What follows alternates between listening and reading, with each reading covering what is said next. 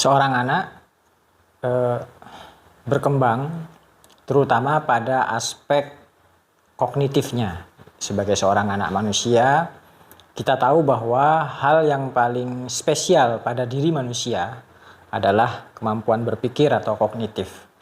Tetapi kita juga sadar bahwa kemampuan manusia pada aspek apapun itu sebenarnya itu tidak berkembang, itu tidak ada dan muncul seketika, tetapi melalui proses perkembangan yang tahap demi tahap, waktu demi waktu bisa kita amati dan kita bisa mempercepat atau membantu perkembangan tersebut.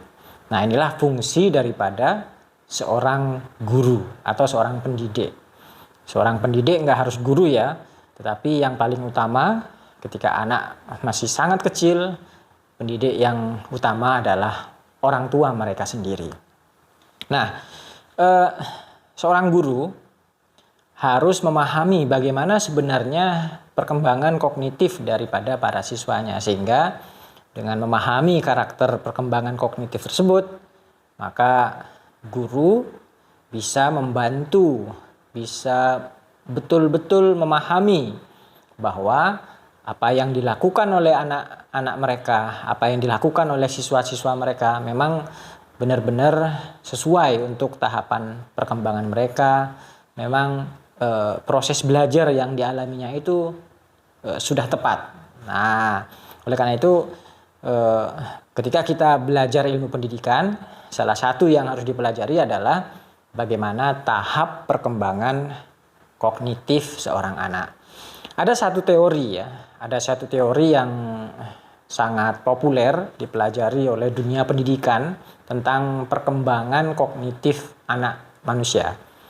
Teori tersebut disebut dengan teori perkembangan kognitif Piaget. Piaget sendiri adalah seorang ahli psikologi dari Swiss ya. Dia mempelajari dan meneliti bagaimana perkembangan kognitif anak secara detail, terperinci, sehingga hasilnya kemudian banyak dipakai oleh orang-orang atau para pendidik di seluruh dunia hingga saat ini. Walaupun tentu saja saat ini ada banyak perkembangan dan modifikasi pada teori tersebut. Tetapi yang akan kita pelajari saat ini adalah teori perkembangan kognitif Piaget tersebut. Tentu saja sebagai suatu teori yang cukup banyak membantu pemahaman para pendidik di seluruh dunia, teori ini cukup kompleks ya. Jadi kalau kita pelajari benar, kita membutuhkan waktu untuk mempelajarinya.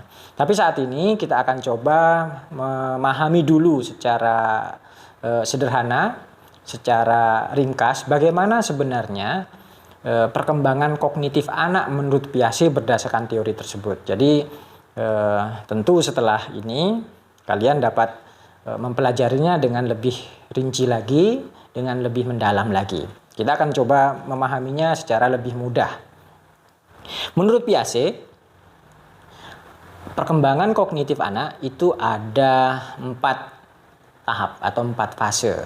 Nah, kita coba pahami perbedaan setiap fase itu yang paling dasar, sehingga dengan mudah kita bisa menentukan seorang anak itu berada pada fase apa, bukan hanya sekedar usianya tetapi juga ciri-ciri utamanya.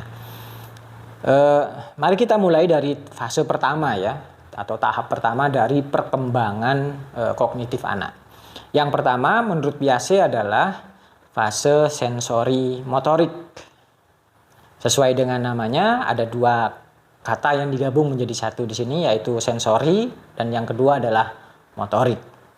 Nah, menurut Piaget, pada tahapan ini anak memahami atau kemampuan berpikir anak dalam memahami dunia di sekitarnya itu didasari atas sensori. Sensori itu kemampuan indera ya, dan motorik atau kemampuan motoriknya. Jadi benda-benda di sekitar anak atau dunia di sekitar anak dipahami oleh mereka ya berdasarkan bagaimana indranya mengenali benda-benda tersebut. Misalnya indera penglihatan dan indera pendengaran. Atau dari motorik, misalnya bagaimana benda tersebut atau makhluk itu ketika didekati, ketika dipukul, ketika dilempar.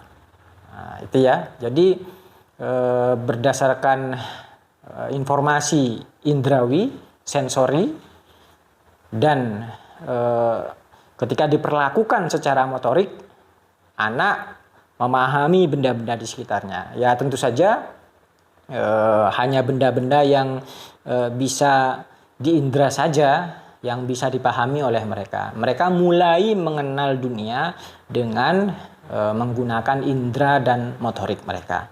Menurut Piaget, fase ini umumnya berada pada usia 0 atau 0 hingga 2 tahun. Ya, kita bisa sebut mereka sebagai bayi itu ya. Bayi mengenali dunia pada fase sensori motorik dengan menggunakan indera dan motor mereka. Makanya jangan heran jika ternyata kalian melihat bagaimana tingkah pola bayi itu ya.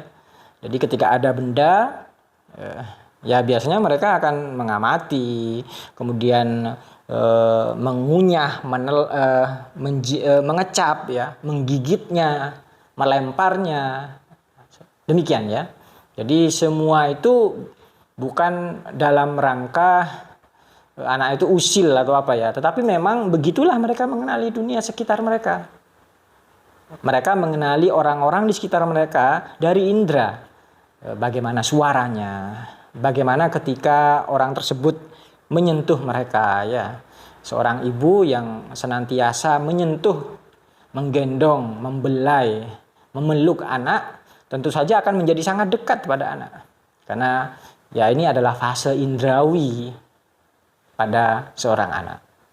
Berikutnya fase kedua menurut Piaget adalah tahap praoperasional.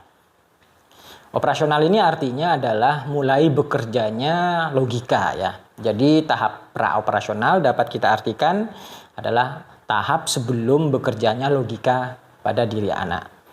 Nah, pada tahap praoperasional ini yang berkembang pada diri anak itu adalah kemampuan simbolik dan kemampuan imajinatif.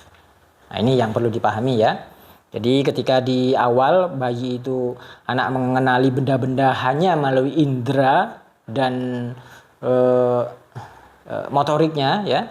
Nah, pada fase kedua pada usia dari di atas 2 tahun hingga 7 tahun anak mulai mengembangkan sesuatu yang lain dalam dirinya, yaitu kemampuan simbolik. Kemampuan simbolik ini adalah kemampuan untuk memberi nama-nama. Nah, secara sederhana saya katakan demikian ya, menyimbolkan sesuatu. Dia mulai mampu membuat simbol-simbol atau mengenali simbol-simbol yang dipakai oleh orang-orang di sekitarnya. Yang paling sederhana adalah bahasa. Simbol adalah suatu hal yang menggantikan kenyataan. Ya, misalnya suara tertentu, penyebutan tertentu terhadap sebuah benda. Nah, dalam bahasa kan demikian. Ibu, nah misalnya, ibu itu adalah kata yang digunakan untuk menggantikan sosok ibu kita. Kemudian anak dikenalkan dengan nama-nama setiap orang yang ada di sekitarnya. Dia juga mulai dikenalkan berbagai macam benda, ya, nama-nama dari berbagai macam benda. Oleh karena itulah pada waktu ini kemampuan bahasa anak itu tiba-tiba begitu pesat pada usia di atas 2 hingga 7 tahun. Ini adalah kemampuan bahasa anak ya, kemampuan peningkatan kemampuan anak untuk berbahasa. Karena dia mengembangkan kemampuan simbolik dalam pikirannya ya. Hal kedua yang berkembang pada diri anak ketika pada usia 2 hingga 7 tahun ini atau pada fase pra-operasional ini adalah kemampuan imajinatif ya. Pada usia ini, pada fase ini anak mengembangkan kemampuan imajinasi. Kemampuan imajinasi itu adalah kemampuan untuk menciptakan berbagai macam hal di dalam alam pikiran kita. Walaupun hal-hal itu pada saat itu nggak ada di sekitar kita. Nah, itulah imajinasi ya. Anak berkembang kemampuan imajinasinya pada fase ini, pada fase praoperasional. Ya, sebagai contoh, ketika kita melihat anak kecil pada usia ini, biasanya mereka gemar sekali bermain pura-pura ya, atau bermain peran. Dia berpura-pura memasak, dia berpura-pura menjadi dokter. Dalam pikirannya dia menciptakan berbagai macam momen, berbagai macam objek benda itu seolah-olah itu nyata gitu ya. Kita sebagai orang tua seringkali diminta untuk berpartisipasi dalam permainan tersebut ya. Misalnya ketika anak saya berpura-pura menjadi seorang penjual makanan, dia menjual nasi goreng, dia memperlakukan benda-benda di sekitarnya, mainannya itu layaknya benar-benar sebagai alat masak dan dengan menu makanan lengkap untuk membuat nasi goreng. Saya diminta untuk menjadi pembelinya. Ya, saya juga harus pura-pura ya, agar imajinasinya berkembang, agar dia mengalami suatu keceriaan, kepuasan dalam proses belajarnya ya. Ketika diberi hasil memasaknya ya saya harus berpura-pura sebagaimana layaknya makan nasi goreng. Enak sekali ini. Mau nambah. Nah, misalnya begitu. Ini anak-anak ya pada usia 2 sampai 7 tahun. Jadi yang berkembang adalah kemampuan simbolik dan kemampuan imajinasinya. Kalau seorang anak pada usia ini menggambar menurut Piaget, biasanya dia agak kurang perhatian pada kemiripan gambar dengan kenyataan ya. Jadi sering gambarnya itu betul-betul imajinatif ya. Jadi gambar itu mewakili apa yang ada dia pikirkan. Misalnya itu Misalnya itu suatu mobil gitu, lengkap dengan berbagai macam hiasannya. Tapi yang kita lihat ya tidak mirip dengan sebuah mobil misalnya. Yang dia kembangkan adalah imajinasinya di situ. Beda dengan anak yang lebih dewasa dari usia ini, dia mulai melihat fakta-fakta yang nyata gitu ya. Karena dia mulai keluar dari imajinasinya, mengembangkan kemampuan yang lain.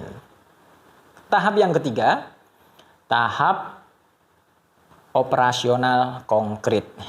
Menurut Piaget, tahap ini berada pada usia 7 sampai 11 tahun. Gitu ya. Kira-kira kalau dalam kenyataan kita, di sekeliling kita sehari-hari berada pada masa anak ketika berada di sekolah dasar. Ya. Nah, pada usia ini, menurut Piaget, anak sudah mulai bisa mengembangkan kemampuan berpikir logis ya.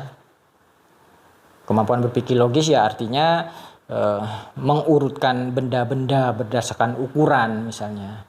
Kemudian melihat adanya hubungan sebab akibat.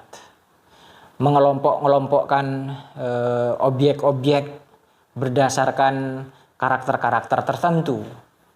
Kemudian bisa membandingkan ya berdasarkan ukuran-ukuran tertentu. Nah, ini adalah kemampuan berpikir logis ya. Dia sudah bisa membedakan gitu ya, mengurutkan mana yang paling kecil sampai yang paling besar, mana yang paling tidak enak menurut dia sampai yang paling enak. Kemudian dia bisa menghubungkan hubungan sebab akibat antara suatu peristiwa dengan peristiwa yang lain. Misalnya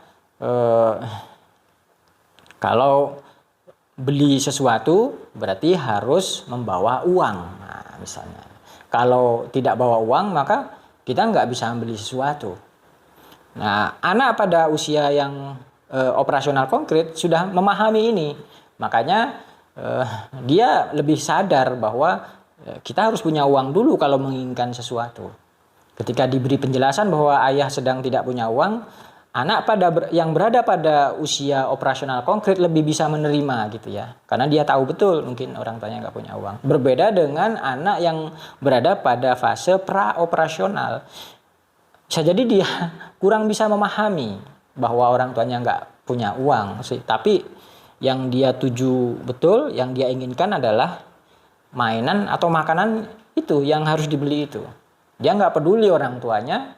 Bukan nggak peduli sebenarnya, dia belum paham bahwa itu tidak bisa didapatkan karena orang tuanya nggak punya uang. Ya misalnya begitu ya, hubungan sebab akibat. Tetapi yang dipahami hubungan sebab akibat, pengelompokan, pengurutan berdasarkan waktu dan lain sebagainya, kemampuan berpikir itu menurut Piaget terutama berkembang pada hal-hal yang bersifat konkret. Konkret itu artinya kan terlihat jelas keberadaannya di sekitar kita. Bisa diindra oleh kita. Nah ya, saya ambil contoh adalah seorang yang baik adalah yang memberikan sesuatu pada kita. Nah itu ya, ada bendanya. Ibu kita baik, kakak kita baik, teman kita baik kalau dia memberi kita sesuatu. Nah itu kan konkret ya, kebaikan itu diukur atas hal yang terlihat itu. Hubungan sebab akibat, kebaikan kalau ada orang memberi kita sesuatu berarti ya itu baik. Orang itu baik, dia sayang kepada kita. Nah itu kan anak-anak logikanya seperti itu ya, konkret.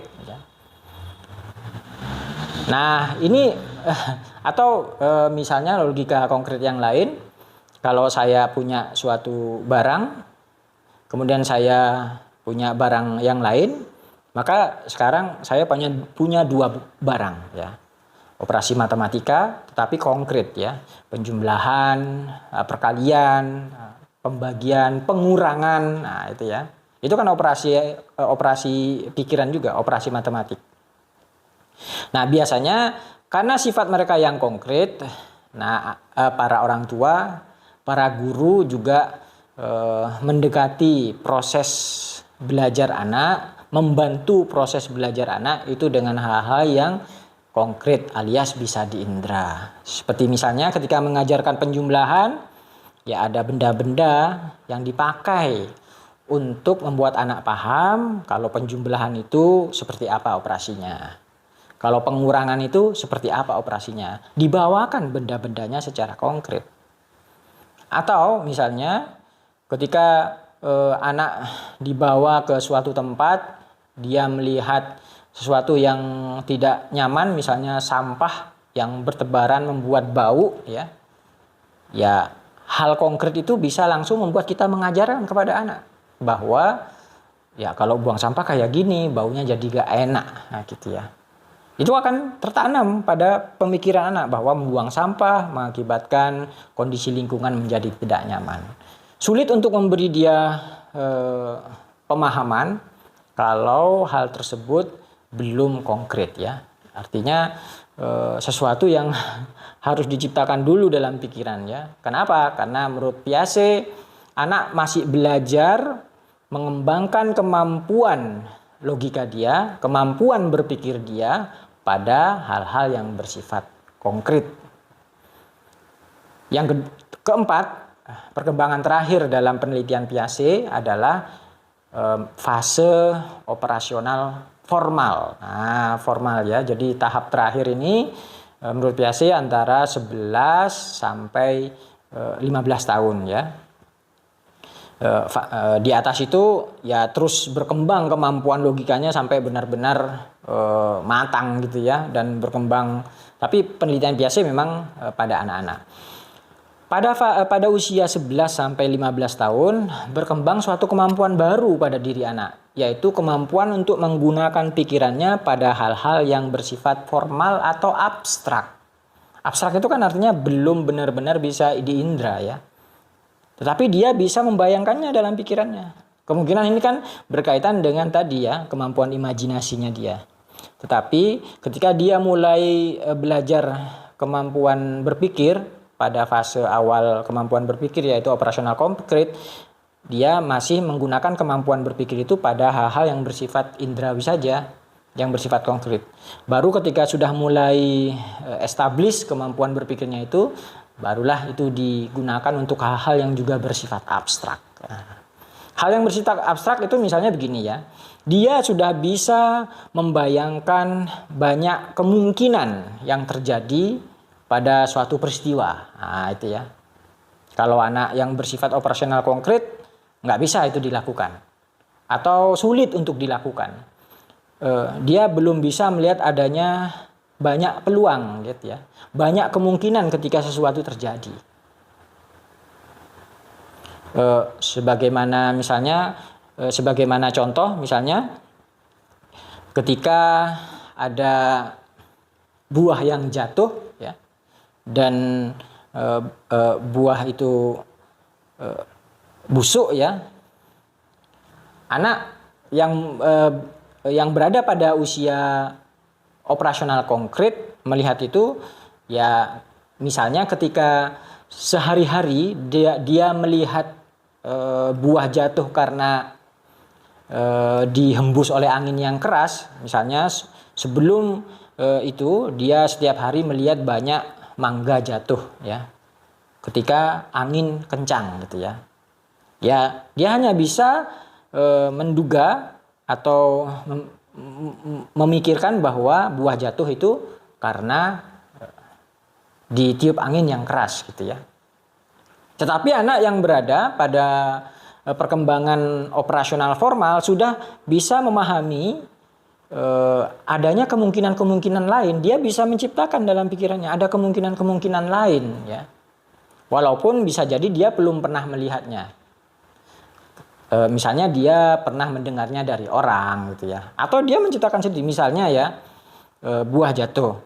Ya kemungkinan salah satunya karena adanya angin. Tapi dia melihat itu busuk ya. Buah itu busuk yang jatuh itu. Nah sedangkan dia tahu kalau buah yang busuk itu menjadi semua bagian dari buah yang busuk itu menjadi mudah sekali rusak.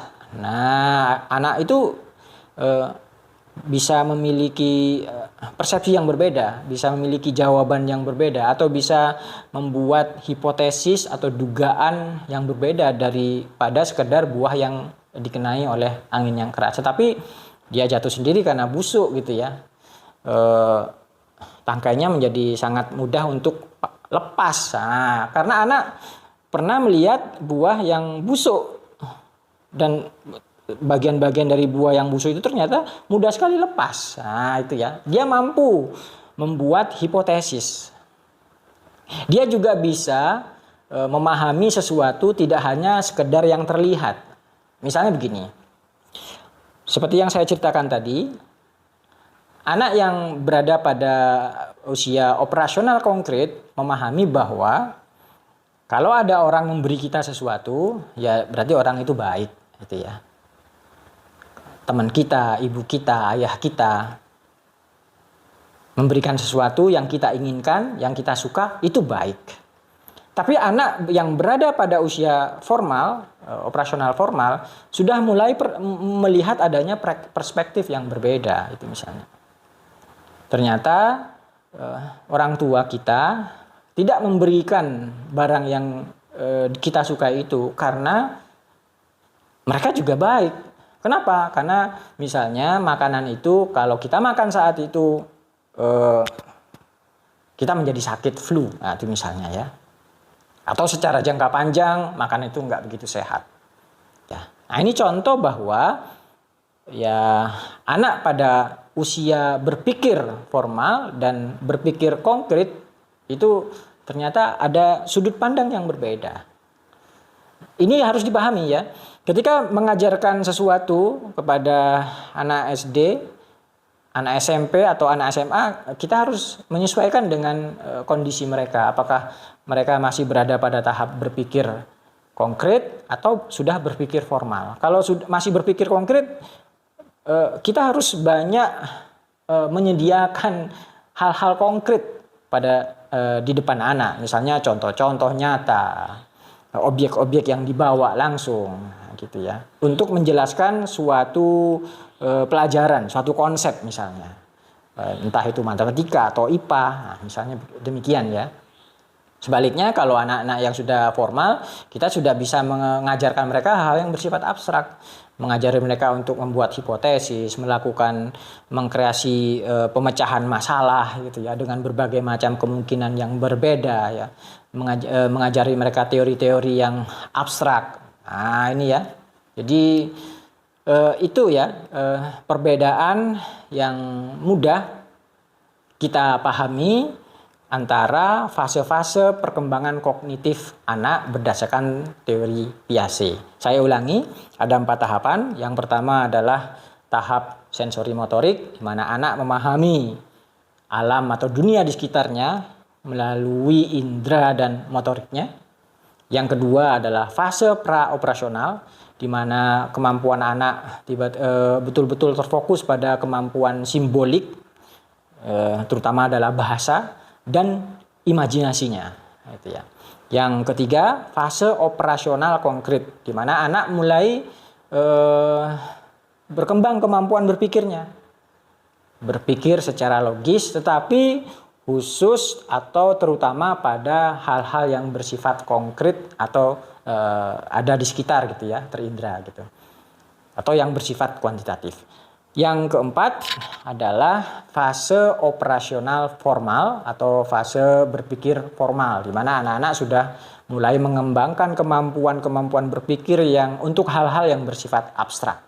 Ada banyak hal yang tidak terlihat tapi itu nyata, itu ada, dan mereka mampu mengembangkan kemampuan berpikirnya untuk hal-hal semacam itu ya. Itu yang bisa saya jelaskan. Semoga apa yang saya jelaskan ini membuat konsep mengenai perkembangan kognitif anak, terutama berdasarkan teori perkembangan kognitif Piaget, menjadi mudah untuk dipahami. Sekian, Assalamualaikum warahmatullahi wabarakatuh.